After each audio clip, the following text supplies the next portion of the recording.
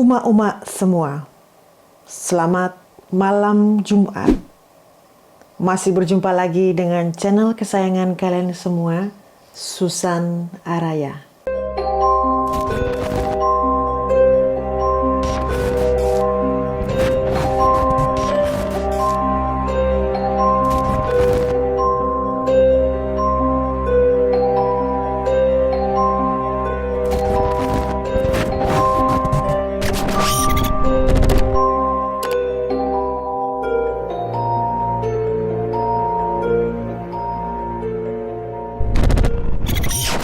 Di malam Jumat yang spesial ini, Susan Araya akan membahas seorang vampir, yaitu Carmilla, vampir wanita pertama.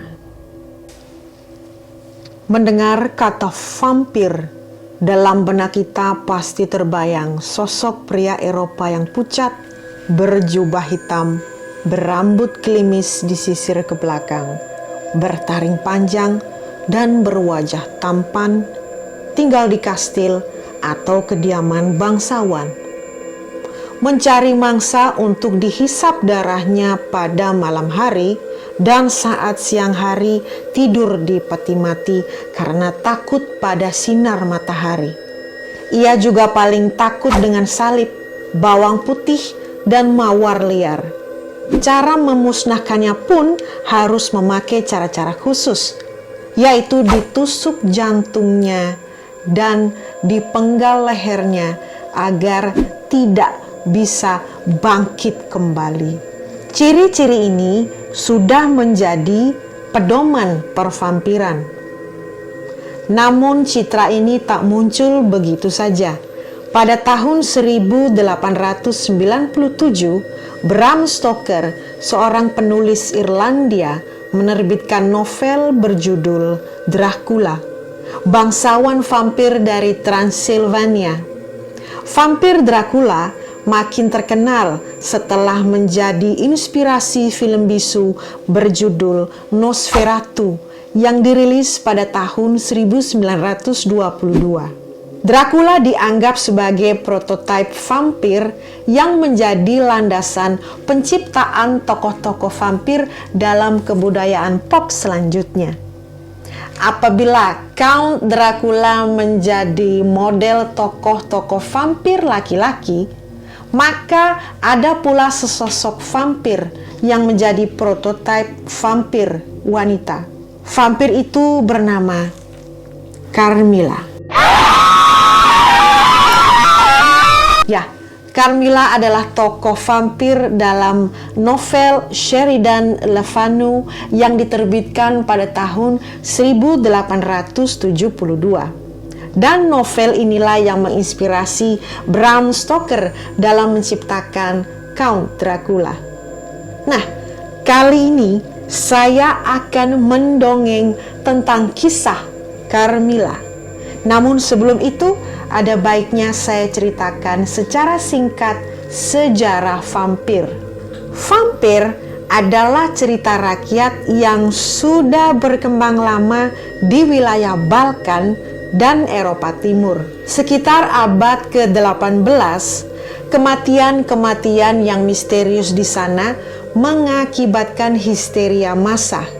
Sains dan ilmu medis yang belum maju ditambah tahayul abad pertengahan membangkitkan cerita-cerita rakyat tentang mayat yang bangkit dari kubur dan meneror warga desa. Makam-makam yang dicurigai sebagai vampir pun lalu digali oleh penduduk desa, dan jasad yang terbaring di dalam peti lalu dipenggal kepalanya dan ditusuk jantungnya. Ini diyakini bisa menghentikan jasad-jasad tersebut supaya tidak kembali hidup dan menjadi vampir. Pada tahun 1819, William Polidori menulis sebuah novel berjudul Vampire dengan tokoh utamanya bernama Lord Ruthven. Pada tahun 1819, William Polidori menulis sebuah novel berjudul Vampire dengan tokoh utamanya bernama Lord Ruthven yang kejam. Menurut kabar angin, novel ini terinspirasi oleh tokoh nyata bernama Lord Byron yang pernah memperkerjakan William Polidori sebagai dokter pribadinya. Karya ini dianggap sebagai karya vampir pertama yang menetapkan tokoh vampir sebagai seorang bangsawan. Vampir yang awalnya beredar sebagai cerita rakyat di kalangan petani saja, sejak abad 19 berganti kelas menjadi aristokrat. Lord Ruthven, Carmilla, dan Count Dracula, ketiganya adalah tokoh vampir dalam novel gotik di abad ke-19 yang dianggap sebagai peletak dasar model pervampiran. Pada abad ke-20, kisah-kisah vampir terus diangkat dalam novel dan film, mengikuti standar pervampiran ketiga tokoh vampir dalam novel-novel abad ke-19 tersebut. Dari Pangeran Lestat dalam Interview with a Vampire hingga keluarga Cullen dalam seri Twilight, tokoh vampir selalu ditampilkan ganteng, cantik, aristokrat, atau tinggal di kediaman mewah. Dan inilah sinopsis tentang vampir Carmilla. Are you ready? Do it! Just do it! Kisah ini mengambil latar belakang Styria, Austria. Adalah Laura, gadis bangsawan berusia 19 tahun yang menjadi narator cerita. Laura tinggal bersama dengan ayahnya, 2 pengasuh, dan sejumlah pelayan di sebuah schloss atau puri yang dikelilingi hutan dan danau. Ibunya adalah keturunan bangsawan Hungaria, meninggal ketika ia masih bayi. Laura merasa kesepian. Ia tidak memiliki banyak kawan karena letak puri keluarga itu memang terpencil. Pada suatu malam, ketika Laura berumur 6 tahun, ia terjaga dari tidur. Dilihatnya tiada satupun pelayan yang biasanya menjaganya. Saat ia menoleh ke samping tempat tidur, berlutut seorang wanita cantik memandangnya dengan lekat-lekat. Wanita itu lalu mengelus Laura dan berbaring di sampingnya. Saat Laura merasa nyaman dalam pelukan wanita itu, tiba-tiba ia merasakan lehernya seperti ditusuk jarum runcing. Laura menjerit. Pelayan dan pengasuhnya bergegas datang ke kamar Laura. Sedangkan sosok misterius itu sendiri mengingsut ke bawah tempat tidur. Dan ketika para pelayan mencari di bawah tempat tidur, tidak ada siapa-siapa. Beberapa tahun berlalu. Trauma atas kejadian malam itu sudah diatasi Laura. Kini dia berusia 19 tahun dan tetap tak mempunyai kawan. Karena itu ayah Laura mengirim surat kepada sahabatnya Jenderal Speldorf supaya berkunjung sambil membawa keponakan sang jenderal yang bernama Bertha agar bisa berkawan dengan Laura. Namun menjelang hari yang disepakati, bukan kedua orang itu yang datang, melainkan sepucuk surat dari Jenderal Speldorf yang mengabarkan bahwa Bertha telah meninggal dunia. Surat tersebut sangat aneh. Jenderal Speldorf menyebut-nyebut tentang makhluk jahat yang ia tampung di kediamannya dan mengakibatkan kematian Bertha. Kini ia bertekad akan memburu makhluk itu.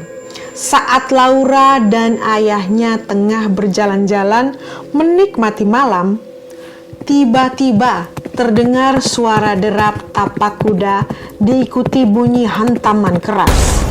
Lalu tampaklah kereta kuda terbalik di dekat jembatan. Kereta itu membawa seorang wanita yang tampak pucat, namun anggun, dan seorang gadis. Laura, ayah, dan 2 pengasuhnya bergegas membantu rombongan itu. Namun, wanita itu berkata bahwa ia hendak pergi ke suatu tempat untuk waktu yang agak lama. Jadi, ia menitipkan anak perempuannya kepada ayah Laura. Tak lama, wanita bergaun buludur hitam itu beserta kusir dan pelayan-pelayan kembali melanjutkan perjalanan. Laura begitu gembira karena memperoleh seorang teman yang akan tinggal di Puri.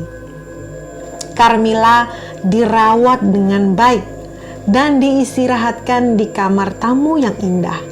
Namun betapa terkejut mereka berdua saat pertama kali mereka berhadapan. "Luar biasa," Carmilla berseru. "12 tahun yang lalu aku melihat wajahmu dalam mimpi, dan sejak itu mimpi itu menghantuiku." "Memang luar biasa," sahut Laura sambil berusaha mengingat peristiwa yang menyebabkan ia trauma. "12 tahun yang lalu aku juga melihatmu, entah itu mimpi atau nyata. Aku tidak bisa lupa pada wajahmu. Mimpi itu selalu datang ke hadapanku." Carmilla sangat cantik, makhluk tercantik yang pernah dilihat Laura. Ia lembut dan kalem, suaranya juga manis, tubuhnya ramping dan gayanya anggun. Rambutnya coklat tua keemasan dan sangat tebal.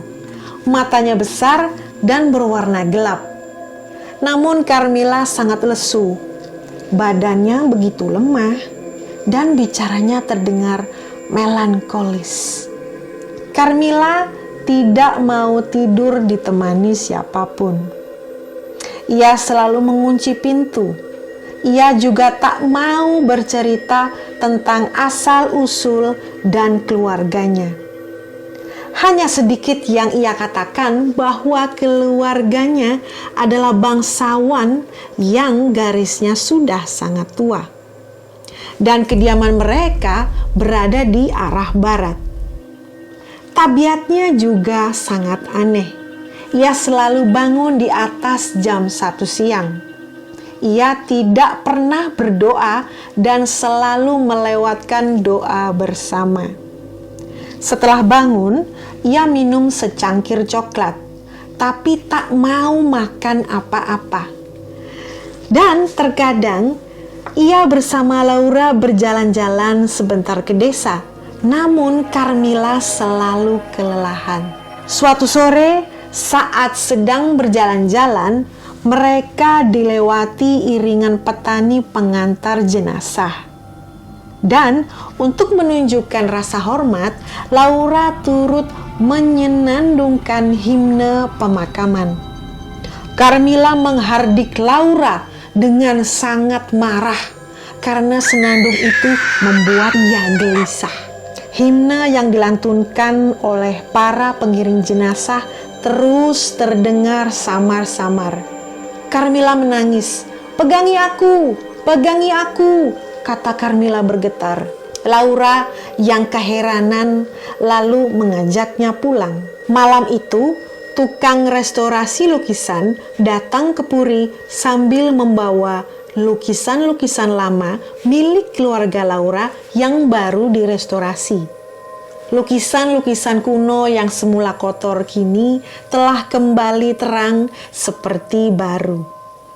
Pada salah satu lukisan potret tertulis Mircalla, Countess Karnstein, 1698. Potret wanita yang dilukis 100 tahun lalu itu berwajah Carmilla. Laura lalu mengalami peristiwa yang aneh. Dalam keadaan setengah tidur dan setengah terjaga, ia didatangi makhluk hitam yang menakutkan dan menyerupai kucing raksasa. Kamar yang diterangi lilin perlahan makin gelap dan makin gelap. Kucing hitam itu bergerak dari kaki tempat tidur, makin cepat dan makin cepat ke wajah Laura. Ia tak mampu berteriak. Kamar yang makin gelap tak menyisakan cahaya sedikit pun, kecuali mata si kucing itu. Kemudian dirasakan olehnya sengatan bak jarum di dadanya. Perlahan cahaya lilin menampakkan sosok wanita bergaun tidur, berambut panjang terurai, berdiri kaku tak bergerak di kaki tempat tidur. Dan tiba-tiba ia sudah berada di depan pintu. Pintu lalu terbuka dan sosok itu lenyap. Kesehatan Laura terus menurun. Kulitnya semakin pucat, matanya makin melebar dan berbayang hitam di bawah kelopaknya. Namun ia tidak merasa sakit, hanya saja energi kehidupan seperti hilang dari jiwa dan raganya. Dokter yang menangani Laura menyarankan mereka menemui pastor, karena kondisi Laura tak bisa disembuhkan dengan pengobatan medis. Sore hari itu, Laura diajak ayahnya untuk menuju ke Karnstein, ke sebuah puri kuno yang kini sudah menjadi reruntuhan. Puri Karnstein terletak di sebuah desa yang sudah ditinggal penghuninya. Dalam perjalanan mereka bertemu dengan Jenderal Speldorf yang juga sedang menuju ke Karnstein untuk melaksanakan misi seperti yang dahulu ia tuliskan di dalam surat.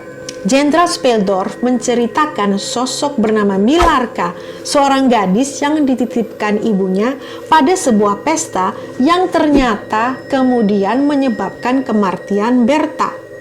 Kondisi yang dialami Berta sebelum meninggal sangat mirip dengan yang dialami Laura.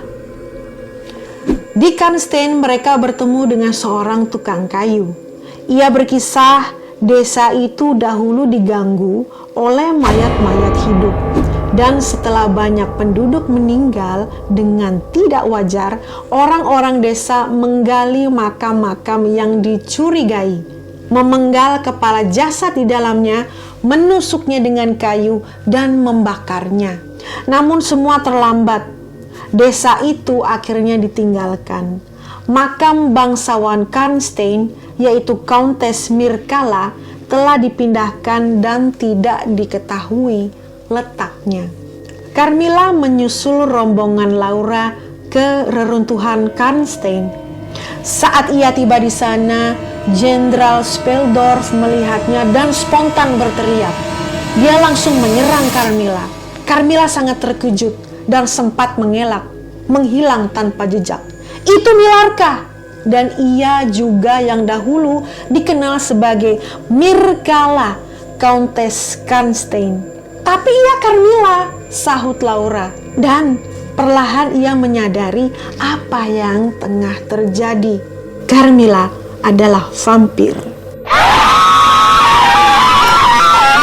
Keesokan harinya, bersama seorang bangsawan pemburu vampir bernama Baron Vordenburg, mereka mencari kuburan Countess Mirkala di Kapel Karnstein. Ketika kubur itu ditemukan, Baron membuka peti mati dan tampak di sana Carmilla terbaring dengan mata terbuka dan tubuhnya tidak rusak meskipun usianya sudah lebih dari 100 tahun. Peti mati itu digenangi darah dan tubuh Carmilla terbenam di dalamnya. Peti mati diangkat, sebatang kayu tajam dihujamkan langsung menembus jantung vampir. Vampir itu menjadi tajam saat jantungnya ditusuk, seolah melarikan diri dari kehidupan dalam penderitaannya yang terakhir. Kemudian kepalanya dipenggal dan semburan darah pun mengalir dari leher yang terputus. Tubuh dan kepalanya kemudian ditempatkan di atas tumpukan kayu, dibakar hingga menjadi abu. Lalu abu itu dibuang ke sungai dan hanyut. Wilayah itu kini tidak pernah diganggu lagi oleh vampir. Setelah keadaan lebih tenang, pada musim semi, ayah Laura mengajaknya berlibur ke Italia hingga setahun lamanya. Tetapi pada penutup narasi, Laura menulis, "Hingga saat ini, bayang-bayang Carmilla yang ambigu kembali ke dalam ingatanku. Bergonta-ganti, terkadang gadis yang ceria, lesu, cantik, terkadang iblis menggeliat yang kulihat di sebuah reruntuhan gereja. Dan seringkali dalam lamunan, aku seolah mendengar langkah pelan Carmilla di pintu ruang tamu." Ya Uma-Uma, itu adalah cerita kita malam Jumat pada episode kali ini. Dan kita akan berjumpa pada episode horor di malam Jumat minggu depan. Terima kasih.